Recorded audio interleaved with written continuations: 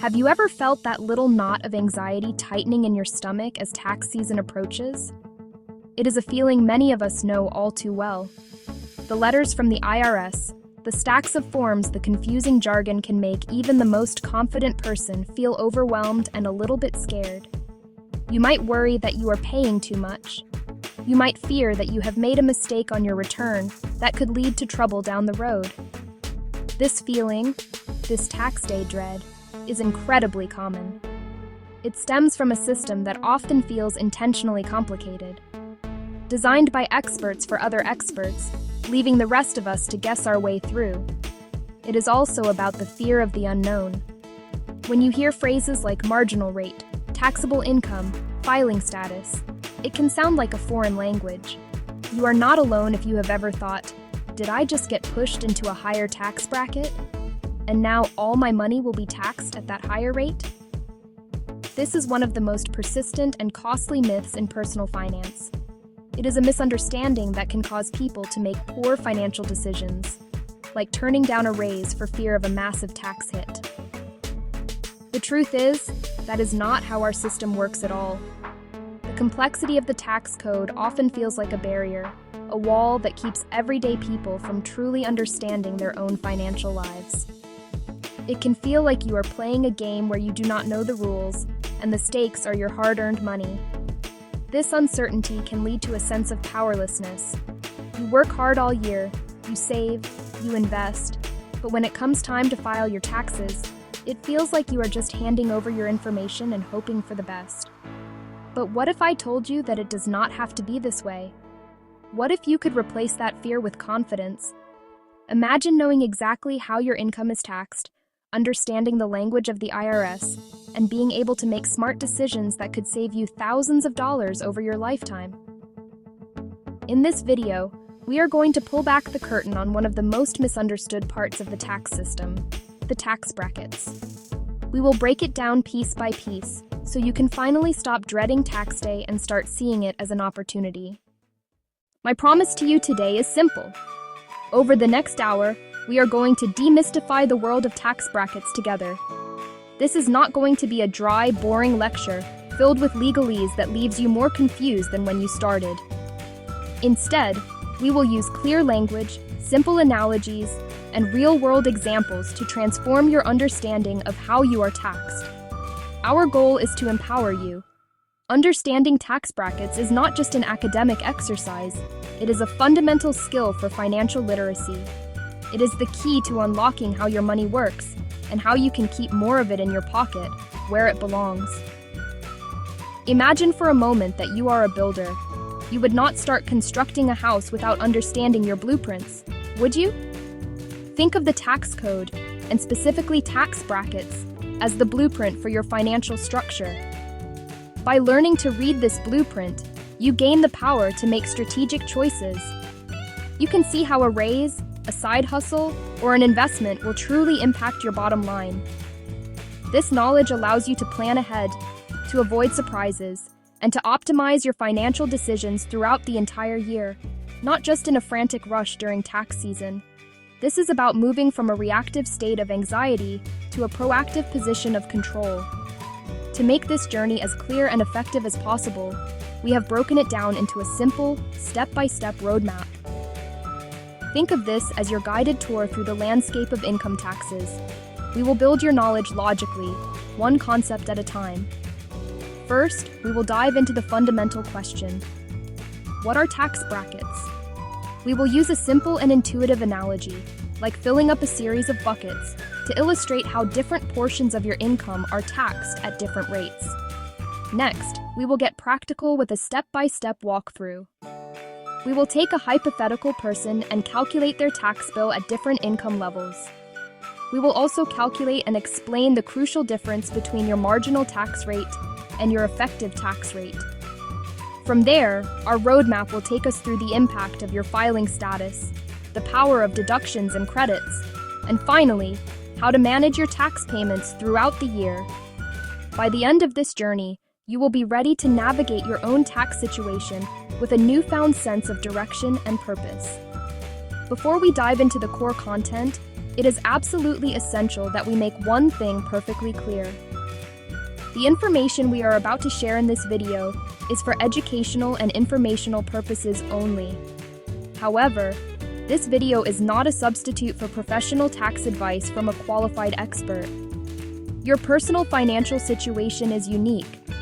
The examples and figures we will be using, including the 2025 tax brackets, are based on the latest information available.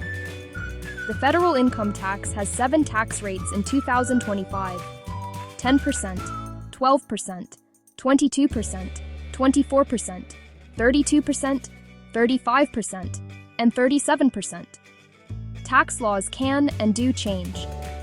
Therefore, it is always a good practice to consult the official IRS website or a tax professional for the most current rates and rules. With that important understanding in place, let's get started. Let's start with the absolute basics, stripping away all the confusing financial jargon. At its core, a tax bracket is simply a range of income that is taxed at a specific rate. Think of it as a price tag for a certain portion of the money you earn. For the 2025 tax year, for instance, there are 7 distinct brackets: 10%, 12%, 22%, 24%, 32%, 35%, 37%. It's a tiered system. The first dollars you earn are taxed at a very low rate. As your income grows, subsequent dollars get taxed at progressively higher rates. Only after you have completely filled up that step with income do you move to the second step, the 12% bracket, with your next dollars earned. You never jump to the top of the staircase with all of your money at once. The answer lies in a concept called progressive taxation. A progressive tax system is one where the tax rate increases as the taxable amount of income increases. The philosophy is that those who have a higher income can afford to contribute a larger percentage of that income in taxes than those with a lower income without it causing them as much financial hardship. Analogies are powerful tools for understanding complex ideas, and when it comes to tax brackets, the bucket analogy is one of the best. Imagine your annual income as a big container of water you pour into the buckets. Start by pouring into the first bucket, the 10% one. Every drop in this first bucket is taxed at 10%. If you have more income, move to the second bucket, the 12% one. Pour your remaining income into the second bucket. Every drop in the second bucket is taxed at 12%. Example time. Taxable income, $50,000. Pour the first $11,925 into the 10% bucket. Fill it. The difference, what fits, is $36,550. Pour $36,550 into the 12% bucket. Fill it. Remaining, $1,525. Move to the third bucket, 22%. Pour the remaining $1,525 into it. To get total tax, compute each bucket separately. 10% of bucket 1, plus 12% of bucket 2, plus 22% of bucket 3. You never, ever pour all your water into the 22% bucket. Each dollar is assigned to one bucket and taxed only at that bucket's rate. Now it is time to face it head-on. The single most persistent, damaging, and fundamentally incorrect myth in all of personal finance is the fear of jumping into a higher tax bracket. The myth goes something like this: if I get a raise from $48,000 to $50,000, I'll jump from the 12% bracket to the 22% bracket, and I'll end up taking home less money. Let's be unequivocally clear. This is not how it works. It has never worked this way. The progressive system makes this scenario mathematically impossible. When you get a raise that pushes you over a bracket threshold, the new higher tax rate applies only to the dollars you earn above that threshold. All the money you earned before the raise remains taxed at the exact same lower rates it was before. This brings us to our first critical piece of vocabulary: taxable income. Taxable income is the specific amount of your earnings that is subject to tax, after you have accounted for all eligible deductions. It is the number that you actually use to start filling up your tax buckets. If a single person earns a salary of $70,000 and takes the 2025 standard deduction of $15,750, their taxable income is not $70,000. It is $54,250. Your marginal tax rate is the tax rate you pay on your very last dollar of taxable income. It is the tax rate of the highest bracket your income reaches. Your effective tax rate is the actual blended average rate you pay on all of your taxable income. It is the single best answer to the question, what percentage of my income did I actually pay in taxes? If you have $50,000 of taxable income in 2025 as a single filer, the total bill is roughly $5,214, about 12% of your taxable income, even though your highest bracket is 22%. That 12% is your effective tax rate. So, even though this person is in the 22% bracket, their actual overall tax rate is less than 12%. This is a massive difference and perfectly illustrates the power of the progressive bracket system. Our final key term for this section ties everything together: tax liability. It is the result of applying the tax bracket rules to your taxable income. Tax liability, tax credits, payments made, tax refund, or tax due. Think of tax liability as your gross tax bill. Tax credits. Reduce your tax liability on a dollar-for-dollar basis. After applying credits, you then account for the payments you have already made throughout the year. If you paid in more than your liability, you get a tax refund. If you paid in less, you have a tax bill due. To bring the theory of tax brackets into the real world, we need a concrete example to follow. For the remainder of this act, we are going to follow the financial journey of a hypothetical person named Alex. For our walkthrough, we will be using the projected 2025 federal income tax brackets for a single filer. This table is our roadmap. In this scenario, Alex is at the beginning of their career.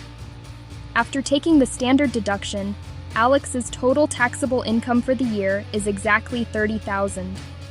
The first $11,925 of Alex's taxable income is subject to the 10% tax rate. This gives us a total of $1,192.50. That amount spilled into the second bucket, the 12% bracket. The calculation for this second part is just as simple as the first. That equals $2,169. Add them together. Equals $3,361.50. Alex's marginal tax rate is 12%. To find the effective tax rate, rounds to 11.2%. Alex's taxable income has more than doubled to $70,000 for the year. This is a significant jump that will push Alex's earnings into a new, higher tax bracket. Because Alex's income is well above $11,925, the first tax bucket is filled completely. Next, the second bracket. This bucket is filled too. That $21,525 falls into the third tax bracket, which is taxed at 22%. That gives us a total of $4,735.50. Alex's total tax liability on a $70,000 taxable income is $10,314. To find the effective tax rate, we get approximately 14.7%. Alex's taxable income has now reached an impressive $150,000 for the year. This will push Alex further up the tax bracket ladder. The first 3 tax brackets will be filled completely, so we can calculate the tax on these portions as fixed amounts. This is the remaining amount that has spilled over into the 24% bracket, which gives us a total of $11,874. The sum of these 4 numbers is $28,903.50. To find Alex's effective tax rate, we can round this to 19.3%. If you remember nothing else from this act, remember this. Your income fills the tax bracket sequentially, like water filling a series of buckets. Now, it is time to add the next important layer to our understanding, your filing status. It changes the size of your buckets. The IRS defines 5 primary filing statuses. They cover the vast majority of taxpayers. Single. This is the default status for any taxpayer unmarried on the last day of the year. Married filing jointly, MFJ. For married couples who combine incomes, tax bracket thresholds are significantly wider. For the lowest brackets, they are exactly double. Married filing separately, MFS, for married couples who file separate returns. MFS tax brackets are much less favorable. Filing separately brings many restrictions. Head of household, HOH, for unmarried people who pay more than half of household costs and have a qualifying child. HOH tax brackets are wider, and the standard deduction is larger than single. Qualifying widower, for a surviving spouse with a dependent child, lets them use MFJ brackets and the MFJ standard deduction for 2 years after the spouse's death. Let's calculate her tax liability under both statuses. By filing incorrectly as single, Clara's tax bill would be $7,949. By filing correctly as head of household, her tax bill is only $5,825. Final comparison. MFJ tax, $20,298. MFS combined tax, $21,795. Filing separately would cost them an extra $1,497. One of the most common examples relates to federal student loan payments. In this case, the amount of money they save each year on student loan payments could be far greater than the extra income tax they pay. Your filing status sets the entire stage for your tax calculation. It is the framework upon which everything else is built. Now, we move into the truly strategic part of tax planning. There are 2 primary levers you can pull to accomplish this: deductions and credits. Deductions are expenses you can subtract from your income before you even start applying the tax bracket rates. Deductions work on the front end of the calculation to shrink the target. Credits are far more powerful. A tax credit is a dollar-for-dollar reduction of your actual tax liability.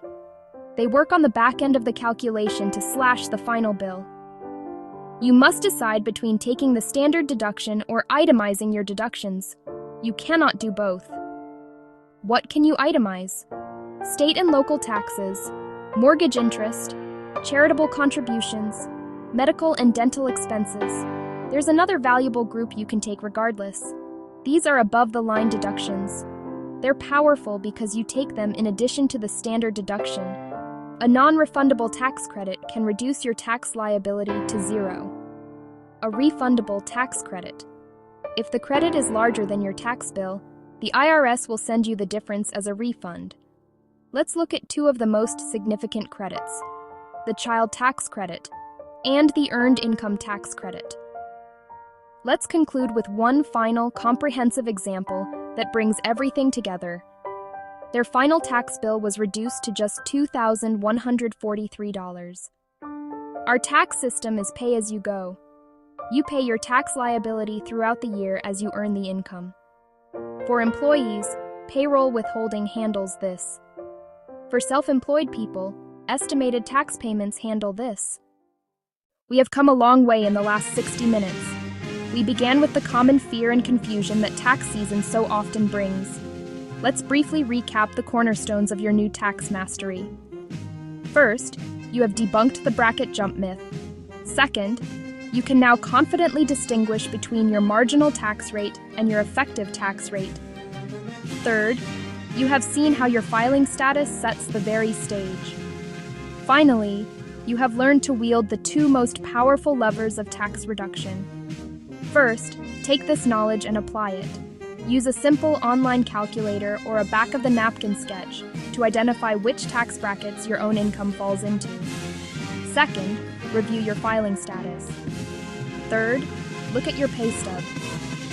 Are you on track with your withholding, or do you need to make an adjustment? Thank you for joining us at Crunch and Learn. Don't forget to like, subscribe, and take control of your taxes.